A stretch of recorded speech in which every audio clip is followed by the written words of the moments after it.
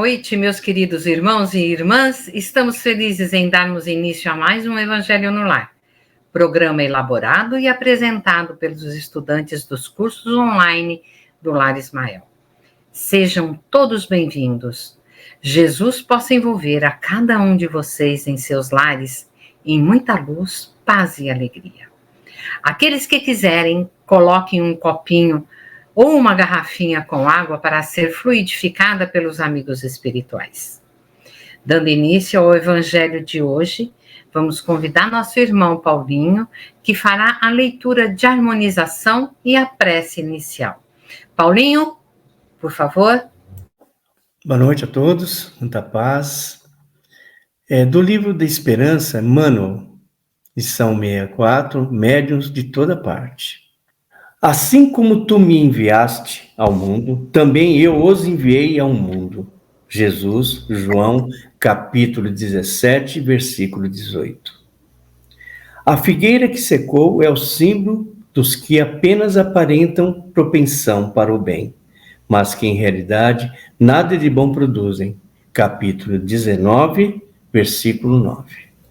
Os médiuns são intérpretes dos espíritos. Representam para eles os órgãos materiais que lhe transmitem as instruções. Daí serem dotados de faculdades para esse efeito. Nos tempos modernos de renovação social, cabe-lhes missão especialíssima. São árvores destinadas a fornecer alimento espiritual aos seus irmãos. Multiplicam-se em números para que haja alimento farto. Existem por toda parte, entre os ricos e os pobres, entre os grandes e os pequenos, a fim de que em nenhum ponto faltem, para que todos os homens se reconheçam chamados à verdade. Se, porém, desviam do objetivo providencial da preciosa faculdade que lhes foi concedida, se empregam em coisas fúteis ou prejudiciais, se a colocam em serviços dos interesses mundanos, se ao invés de frutos sazonado dão maus frutos, se recusam a utilizá-lo em benefício dos outros, ou se nenhum proveito tiram dela, no sentido de se aperfeiçoarem, são comparáveis à figueira estéril. Essas considerações são ricas de oportunidade, à frente da extensão constante das tarefas espíritas na atualidade. Não são nossas, são conceitos textuais de Allan Kardec, no item 10 do capítulo 19 de O Evangelho segundo o Espiritismo, escrito há quase um século.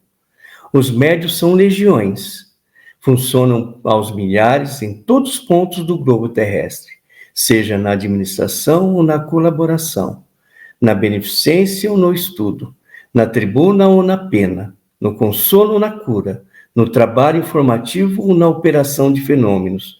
Todos são convocados a servir com sinceridade e desinteresse, na construção do bem, com a base do burilamento de si próprios. Acima de todos, representando a escola sábia e imaculada, que não pode responsabilizar-se pelos erros ou defecções dos alunos. Brilha a doutrina espírita na condição de evangelho redivivo, traçando orientação clara e segura. Faço concluir desse modo que situar a mediunidade na formação do bem de todos ou gastar-lhe os talentos em movimentações infelizes é a escolha de cada um. Emmanuel. Agradecemos a todos nossos queridos irmãos aqui presentes, a Deus, nosso Pai de misericórdia, ao nosso Jesus, que nos guia, que nos orienta, para darmos continuidade ao trabalho de Evangelho desta noite. Obrigada, Paulinho. Já harmonizados e com a presença de Jesus em nossos lares, através desses amigos espirituais, iniciamos a leitura do Evangelho no capítulo 19. A fé transporta montanhas. Itens 8, 9 e 10. Parábola da figueira que secou. Quando saíam de Betânia, ele teve fome e, vendo ao longe uma figueira, para ela encaminhou-se, a ver se acharia alguma coisa. Tendo-se, porém, aproximado, só achou folhas visto não ser tempo de figos. Então disse Jesus à figueira: que ninguém coma de ti fruto algum. O que seus discípulos ouviram. No dia seguinte, ao passarem pela figueira, viram que secara até a raiz. Pedro, lembrando-se do que dissera Jesus, disse: Mestre, olha como secou a figueira que tu amaldiçoaste. Jesus, tomando a palavra, lhes disse: Tende fé em Deus. Digo-vos, em verdade, que aquele que disser a esta montanha: tira-te daí e lança-te ao mar, mas sem hesitar no seu coração, crente, ao contrário, firmemente, de que tudo o que houver dito acontecerá, verá que, com efeito, acontece. São Marcos capítulo 11, versículo de 12 a 14 e de 20 a 23. Algumas informações sobre a figueira. Na Bíblia, a figueira tem conexão com o sagrado, simbolizando prosperidade, abundância, castidade, segurança, fecundidade, imortalidade e paz. A figueira é a terceira planta mais citada da Bíblia. Foi com as folhas da figueira que Adão e Eva se cobriram depois de se perceberem nus. Está na Gênesis, capítulo 3, versículo 7. É uma das árvores símbolos de Israel. Agora vamos dar continuidade à leitura do Evangelho no item 9. A figueira que secou é o símbolo dos que apenas aparentam propensão para o bem, mas que em realidade nada de bom produzem, dos oradores que mais brilho têm do que solidez, cujas palavras trazem superficial verniz, de sorte que agradam aos ouvidos, sem que, entretanto, revelem, quando analisada, algo de substancial para os corações. É de perguntar-se que proveito tiraram delas os que as escutaram. Meus irmãos, esta figueira estava cheia de folhas, logo a sua propensão era dar fruto. Como não tinha nenhum fruto, Jesus ordenou que ninguém mais comeria desta figueira. Jesus quis, com essa parábola, ilustrar a paciência e a misericórdia de Deus, dando oportunidades repetidas para que as pessoas se arrependam e vivam conforme a sua vontade. Apesar de sermos falhos e, por vezes, infrutíferos, o Senhor nos concede cuidado e amor para novamente ter a chance de produzir frutos em nossa caminhada de fé. Laina, então esse parágrafo serve como um lembrete de que devemos aproveitar essas oportunidades para gerar frutos positivos em vez de apenas sermos superficiais. Não seria isso? Sim, Silvia. É uma chamada à ação para que utilizemos nossos talentos e recursos de maneiras que tragam verdadeiro benefício à humanidade. Mas se mesmo assim continuarmos a ser como a figueira, que não dá fruto, ele nos envia a outras vidas totalmente estéreis, ou seja, vamos secar. E só depois de muita luta e sofrimento iremos retornar ao pomar divino para darmos os frutos necessários. Vamos agora continuar a leitura do nosso Evangelho. Simboliza também todos aqueles que, tendo meios de ser úteis, não são. Todas as utopias, todos os sistemas ocos, todas as doutrinas carentes de base sólida. Aina, eu quero falar sobre esse trecho. Primeiro, boa noite a todos. Vejo aqui que nós somos úteis quando contribuímos efetivamente para algo de bom, quando agregamos valores aos nossos atos, quando não gastamos nossos esforços em espalhar palavras vazias, muitas vezes bonitas, como uma bela oratória, mas que são rasas, não têm embasamento nas leis cristãs. Eu diria que a palavra que apenas sai da boca, que não brota do coração, e da profundidade de nossa alma. São como folhas soltas ao vento, sem vínculos, sem raízes, portanto sem utilidade. Do ponto de vista espiritual, totalmente inútil, não praticam o bem. Somos como árvores sem frutos quando nos preocupamos com a aparência, com status, e não nos importamos com o irmão necessitado.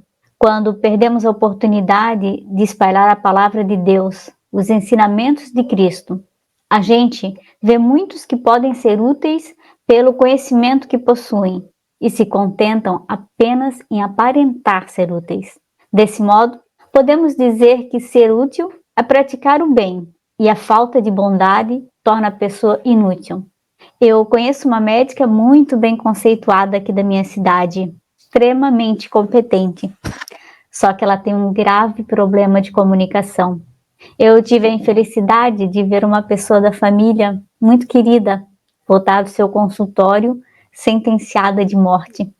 Ela não mentiu, a médica falou a verdade, mas faltou para ela empatia, caridade, faltou o emprego do bem. Ela simplesmente falou que não havia cirurgia, que não havia protocolo, não passou uma dieta, não pediu repouso.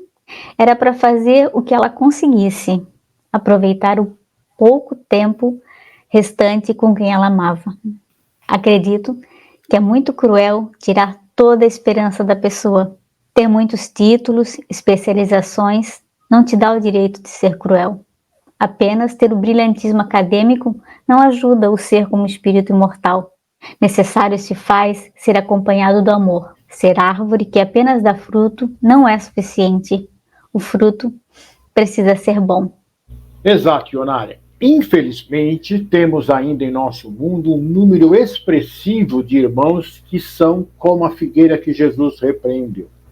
Eu lendo essa parábola, eu me vi na condição dessa figueira em tempos passados.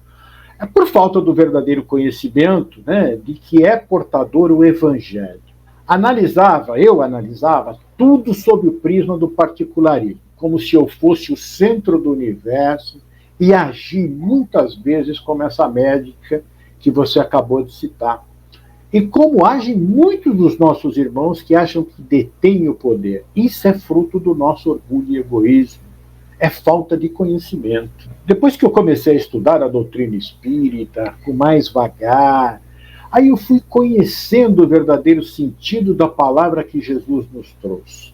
Que só o amor ao próximo pode nos elevar realmente. Aí nós mudamos. Eu já consegui aprender alguma coisa. Ainda estou caminhando. E hoje me esforço para dar bons frutos. Como vejo, muito feliz, cada um de vocês aqui fazendo isso. E graças a Deus, um número cada vez maior de irmãos nossos e que estão trabalhando ininterruptamente na seara de Jesus, dando seus frutos maravilhosos que auxiliam cada vez mais as pessoas. É importante sabermos que todos um dia seremos figueiras frutíferas. Que importante essa mudança, que nós somos capazes de fazer no nosso agir. Muitas vezes nós mudamos porque precisamos. A vida nos apresenta situações que nos obriga a repensar, ser melhores. Mas não importa. No fim, o que conta é a qualidade dos nossos frutos, não é mesmo? É isso, Ionara. Ionara e Irandi, eu também gostaria de fazer uma partezinha aí, para voltar uma palavrinha que a Aina disse lá no texto dela, a palavra utopia. Eu gostaria de, primeiro, definir o que é utopia. Do grego, ou, mais topos, que significa lugar que não existe. Utopia é a ideia de civilização ideal, fantástica, aquela coisa imaginária que a gente quer, que pensa que é muito bonito, que é lindo, que é perfeito. É um sistema ou plano que parece irrealizável, ou seja, é uma fantasia, um devaneio, uma ilusão, um sonho que nós temos. No sentido bíblico, o conceito de utopia pode ser entendido como a descrição de um estado ideal, muitas vezes associado à promessa de paz, de justiça, harmonia, prosperidade. Embora o termo utopia em si não seja usado na Bíblia, diversas passagens descrevem visões de um futuro idealizado especialmente nos livros proféticos como Isaías, onde há referências a um tempo de paz entre as nações e um reinado de justiça. Essas visões são geralmente interpretadas como promessas de um estado perfeito que será alcançado no futuro. Sob a direção de Deus, pelos incrédulos, é considerado utopia. A palavra utopia no texto, ela está relacionada, né, a gente trazendo agora para o texto que nós lemos, que a Aina leu, a figueira que apenas aparenta ser produtiva, mas que nada produz. Aqui, utopia é utilizada para demonstrar o sentido negativo. Assim, a figueira que secou representa não apenas pessoas que parecem ter propensão para o bem, mas que, na verdade, não contribuem efetivamente com nada, assim como ideias que são divulgadas em bom som, mas que não são colocadas em práticas. É como a gente pode imaginar, assim, em alguns momentos a gente diz, fulano é uma pessoa tão boa, é uma pessoa que tem uma cabeça extraordinária, mas não faz nada, não usa o que ela tem em prol de si mesma e em prol dos outros. Então essa é aquela chamada figueira seca. Era essa colocaçãozinha que eu queria fazer. E, continuando a leitura do Evangelho, vai dizer o seguinte: o que as mais das vezes falta é a verdadeira fé, a fé profunda, a fé produtiva, a fé que abala as fibras do coração, a fé, numa palavra, que transporta montanhas. São árvores cobertas de folhas, porém sem frutos. Por isso é que Jesus as condena à esterilidade, porquanto dia virá em que se acharão secas até a raiz. Quer dizer que todos os sistemas, todas as doutrinas que nenhum bem fazem para a humanidade, houverem produzido, cairão reduzidas a nada, que todos os homens deliberadamente inúteis, por não terem posto em ação os recursos que trazem consigo, serão tratados como a figueira que secou. Barbosa, eu vou falar o que eu entendi daí. Eu entendi que a figueira estéril, que não deu frutos, representa aqueles com falta de fé e que a consequência é a esterilidade espiritual. A ação de Jesus também serve como um aviso sobre a importância de não apenas aparentar ser espiritualmente vivo, mas de que precisa ter fé para poder produzir frutos espirituais. E o que seriam esses frutos espirituais? São as nossas virtudes, são nossas qualidades morais que nos conduzem a agir corretamente, em benefício próprio e ao próximo. Algumas delas: benevolência, bondade, justiça, paciência e tantas outras, não é mesmo, pessoal? Então, essas qualidades são vistas como evidências de uma vida transformadora e guiada por Deus. E a fé é a força transformadora e frutífera. Muito bem mesmo, Silvia. Eu gostaria agora de dissertar sobre a palavra coração, que aparece várias vezes nesse texto, e tentar aqui me posicionar sobre essa maravilhosa palavra. Coração, representada pela ciência médica, diz: o coração é o músculo mais importante do corpo. A cada batida ele fornece alimentos e oxigênio às células. Um coração saudável é a chave de um corpo saudável. E seu coração precisa de exercícios para manter em forma. Na Bíblia, meus queridos, desta forma podemos compreender que ele é representado e apresentado no texto o centro de tudo. O coração, na metáfora usada no texto, simboliza o centro da fé e da transformação interior. Quando se fala em fibras do coração, refere-se ao lugar mais íntimo do sentimento e das convicções. É no coração que está gravado a soma de todos os sentimentos que possuímos. É a representação da sublimidade, da força e da fé. Mas, se mal cuidado, pode causar sérios problemas em nossa mente ou consciência. Essa sinergia que é capaz de pulsar e emanar fluidos de amor ou de dissabor. Na parábola da figueira seca, vem nos refletir sobre nossas ações cotidianas. Como estamos nos cuidando, como estamos tratando o nosso trabalho, como estamos espalhando as sementes que renderão frutos, o que estamos guardando dentro de nosso coração. Lembremos que nosso coração pulsa numa frequência contínua, que leva o ar e o combustível para a nossa manutenção da vida. Se não produzirmos, tudo secará dentro de nós e em torno de nós. Amor é o ar, o combustível é a ação, que bem aplicada é fonte rediviva do coração. Então, Paulinho, podemos unir a fé com o coração e dizer que a comparação com a figueira que secou destaca a importância de uma fé ativa e frutífera que toca e transforma o coração. Muito bom. Então, voltamos ao Evangelho, item 10. Os médios são os intérpretes dos espíritos. Suprem, nestes últimos, a falta de órgãos materiais pelos quais transmitam suas instruções. Daí, vêm os seres dotados de faculdades para esse efeito. Nos tempos atuais, de renovação social, cabe-lhes uma missão especialíssima. São árvores destinadas a fornecer alimento espiritual a seus irmãos. Multiplicam-se em números para que abunde o alimento.